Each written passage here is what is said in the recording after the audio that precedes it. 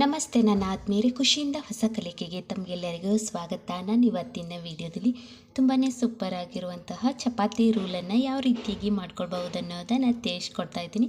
ತುಂಬಾ ಸಿಂಪಲ್ ಆಗಿರುತ್ತೆ. ಮನೆಯಲ್ಲಿ ಚಪಾತಿ ತಿಂದು ತಿಂದು ಬೇಜಾರಾದಾಗ ಈ ರೀತಿಯಾಗಿ ಚಪಾತಿ ರೋಲ್ ಮಾಡಿಕೊಂಡು ತಿನ್ಬೋದು. ನೋಡಿ, ನಿಮ್ಮ ಮನೆಯಲ್ಲಿ ಚಪಾತಿ ಮಾಡ್ತಾ ಇರ್ತಾರೆ, ಆದರೆ ನಿಮಗೆ ಚಪಾತಿ ತಿನ್ನೋಕೆ ಬೋರ್ ಆದಾಗ ಅದೇ ಚಪಾತಿ ಹಿಟ್ಟಿನಿಂದ ಈ ರೀತಿಯಾಗಿ ರೋಲನ್ನು ಮಾಡ್ಕೊಳ್ಳಿ. ಚಪಾತಿ ರೋಲನ್ನು ಹೇಗೆ ಮಾಡ್ಕೊಳ್ಬಹುದು ಅನ್ನೋದನ್ನು ತೋರಿಸ್ತೀನಿ, ಬನ್ನಿ. ನೋಡಿ, ನಾನು ಚಪಾತಿ ಮಾಡ್ಕೊಳ್ಳೋಕ್ಕೆ ಹಿಟ್ಟು ನಾದ್ಕೊಂಡಿದ್ದೆ. ಚಪಾತಿ ತಿನ್ನಲು ಬೋರ್ ಆಗಿತ್ತು, ಅದಕ್ಕಾಗಿ ಒಂದು ಸ್ವಲ್ಪದಷ್ಟು ಹಿಟ್ಟನ್ನು ನಾನು ಎತ್ತಿಟ್ಕೊಂಡಿದ್ದೆ. ಇವಾಗ ಒಂದೊಂದಾಗಿ ಉಳ್ಳೆಗಳನ್ನು ಮಾಡಿಟ್ಕೊಂಡಿದ್ದೀನಿ. ನೋಡಿ, ಇಷ್ಟು ಗಾತ್ರದ ಉಳ್ಳೆಗಳನ್ನು ಮಾಡ್ಕೊಳ್ಬೇಕಾಗುತ್ತೆ.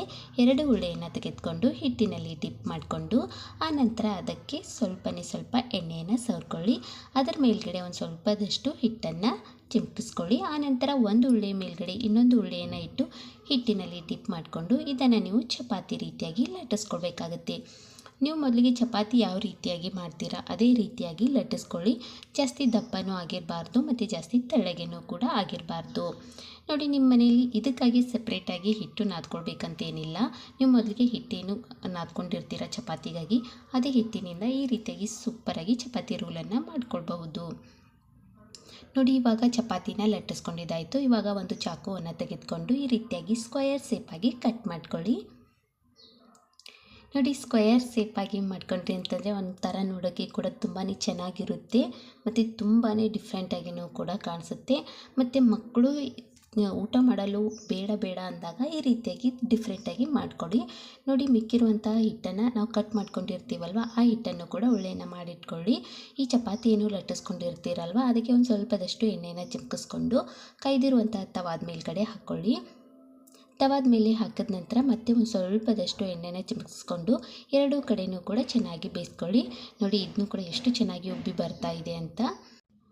ಮಕ್ಕಳಿಗೆ ಪ್ರತಿದಿನ ಚಪಾತಿ ತಿಂದು ಬೇಸರ ಆಗಿರುತ್ತೆ. ಆವಾಗ ತುಂಬಾ ಡಿಫ್ರೆಂಟಾಗಿ ಈ ರೀತಿಯಾಗಿ ಚಪಾತಿ ರೋಲನ್ನು ಮಾಡಿಕೊಡಿ. ಮಕ್ಕಳು ಪದೇ ಬೇಡಿ ತಿಂತಾರೆ ಮತ್ತು ಅಷ್ಟು ಚೆನ್ನಾಗಿರುತ್ತೆ. ಮತ್ತು ಚಪಾತಿನೂ ಕೂಡ ತುಂಬ ಸಾಫ್ಟಾಗಿಯೂ ಕೂಡ ಬಂದಿರುತ್ತೆ. 2 ಕಡೆಯೂ ಕೂಡ ಚೆನ್ನಾಗಿ ಬೇಯಿಸ್ಕೊಂಡು ಇವಾಗ ಒಂದು ಪ್ಲೇಟಿನಲ್ಲಿ ಇಟ್ಕೊಳ್ತಾ ಇದ್ದೀನಿ. ನೋಡಿ, ಇವಾಗ ಚಪಾತಿ ರೋಲನ್ನು ಯಾವ ರೀತಿಯಾಗಿ ಮಾಡ್ಕೊಳ್ಬಹುದು ಅನ್ನೋದನ್ನು ನೋಡ್ಕೊಳ್ಳೋಣ.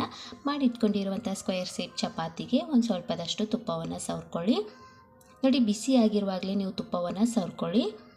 ಎಲ್ಲ ಕಡೆಯೂ ಕೂಡ ಸ್ಪ್ರೆಡ್ ಮಾಡಿಕೊಂಡು ಅದಕ್ಕೆ 1 ಸ್ಪೂನ್ ಆಗುವಷ್ಟು ನೀವು ಸಕ್ಕರೆನ ಹಾಕ್ಕೊಳ್ಳಿ.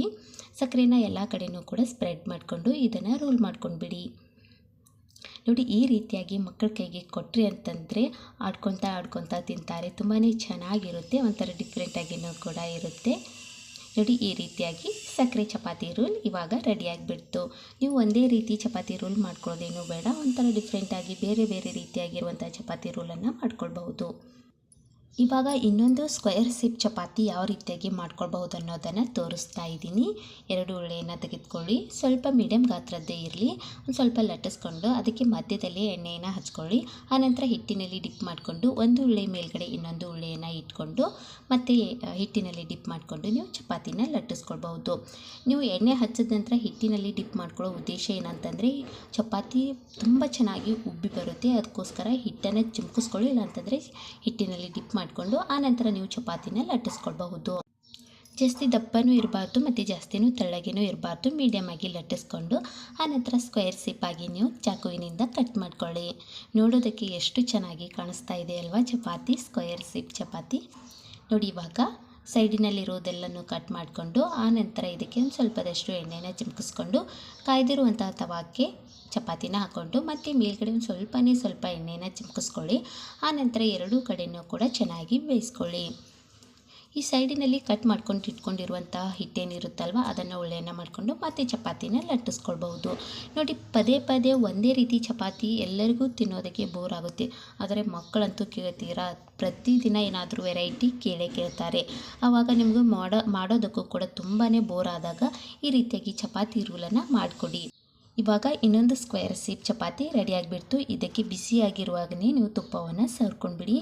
ಪೂರ್ತಿಯಾಗಿ ತುಪ್ಪವನ್ನು ಸವರ್ಕೊಳ್ಳಿ. ಮತ್ತು ಮಕ್ಕಳು ತುಪ್ಪ ತಿನ್ನೋದಕ್ಕೆ ಇಷ್ಟಪಡಲ್ಲ ಅನ್ನೋರು ಈ ರೀತಿಯಾಗಿ ಚಪಾತಿ ರೂಲಲ್ಲಿ ತುಪ್ಪ ಹಾಕ್ಕೊಡಿ, ತುಂಬಾ ಇಷ್ಟಪಟ್ಟು ತಿಂತಾರೆ. ಇನ್ನೊಂದು ಬೇಕು ಬೇಕು ಅಂತ ಹೇಳಿ ಕೇಳ್ತಾರೆ. ನಾನು ಮೊದಲಿಗೆ ಸಕ್ಕರೆ ಹಾಕಿ ತೋರಿಸಿದ್ದೆ, ಇವಾಗ ಬೆಲ್ಲವನ್ನು ಹಾಕ್ಕೊಳ್ತಾ ಇದ್ದೀನಿ. ನೋಡಿ, ನಿಮ್ಮ ಮನೆಯಲ್ಲಿ ಸ್ವಲ್ಪ ಕೊಬ್ಬರಿ ತುರಿ ಇತ್ತು ಅಂತಂದರೆ ಈ ಬೆಲ್ಲದ ಜೊತೆಗೆ ಮಿಕ್ಸ್ ಮಾಡಿ ಕೊಬ್ಬರಿ ತುರಿನೂ ಹಾಕ್ಕೊಡಿ, ತಿನ್ನೋದಕ್ಕೂ ತುಂಬಾ ಟೇಸ್ಟಿಯಾಗಿರುತ್ತೆ. ಇವಾಗ ರೋಲ್ ಮಾಡ್ಕೊಳ್ತಾ ಇದ್ದೀನಿ. ನೋಡಿ, ಸೂಪರ್ ಆಗಿರುವಂತಹ ಬೆಲ್ಲದ ಚಪಾತಿ ರೋಲ್ ರೆಡಿ ಆಗಿಬಿಡ್ತು. ಮೊದಲಿದು ಸಕ್ಕರೆ ಚಪಾತಿ ರೋಲ್, ಇದು ಬೆಲ್ಲದ ಚಪಾತಿ ರೋಲ್. ಇವಾಗ 2 ರೀತಿ ಚಪಾತಿ ರೋಲ್ ರೆಡಿ ಆಗಿಬಿಡ್ತು. ಇವಾಗ ಖಾರವಾಗಿರುವಂಥ ಚಪಾತಿ ರೋಲ್ ಮಾಡ್ಕೊಳ್ಳೋಣ ಬನ್ನಿ. ಒಂದು ಸ್ವಲ್ಪದಷ್ಟು ಚಪಾತಿಗೆ ಎಣ್ಣೆಯನ್ನು ಹಚ್ಕೊಂಡು ಅದರ ಮೇಲ್ಗಡೆ ಶೇಂಗಾ ಚಟ್ನಿ ಪುಡಿ ಏನಿರುತ್ತಲ್ವ ಅದನ್ನು ಹಾಕಿ, ಆನಂತರ ಅದರ ಮೇಲ್ಗಡೆ ಸ್ವಲ್ಪ ಎಣ್ಣೆನ ಹಾಕ್ಕೊಂಡು ಶೇಂಗಾದ ಪುಡಿ ಏನಿರುತ್ತಲ್ವ ಅದನ್ನು ಹಾಕ್ಕೊಳ್ಳಿ. ಮಕ್ಕಳು ಖಾರ ತಿನ್ನೋಕ್ಕೆ ಇಷ್ಟಪಡಲ್ಲಲ್ವ, ಅದಕ್ಕಾಗಿ ಸ್ವಲ್ಪ ಶೇಂಗಾ ಚಟ್ನಿ ಪುಡಿ ಹಾಗೆ ಮತ್ತು ಕುಟ್ಕೊಂಡಿರುವಂಥ ಶೇಂಗಾವನ್ನು ಹಾಕ್ಕೊಂಡು ಎಲ್ಲ ಕಡೆಯೂ ಕೂಡ ಸವರ್ಕೊಂಡು ಅದನ್ನು ಕೂಡ ರೋಲ್ ಮಾಡಿ ಎತ್ತಿಟ್ಕೊಳ್ಳಿ. ಇದೇ ರೀತಿಯಾಗಿ ನಿಮಗೆ ಬೇರೆ ಬೇರೆ ವಿಧಾನವಾಗಿರುವಂತಹ ಚಪಾತಿ ರೋಲನ್ನು ಮಾಡ್ಕೊಳ್ಳಿ. ನೋಡಿ, ಸೂಪರ್ ಆಗಿರುವಂತಹ ತುಂಬಾ ಡಿಫ್ರೆಂಟ್ ಆಗಿರುವಂತಹ ಚಪಾತಿ ರೋಲ್ ತಿನ್ನಲು ರೆಡಿ ಆಗಿಬಿಡ್ತು. ತುಂಬಾ ಚೆನ್ನಾಗಿದೆ ಅಲ್ವಾ.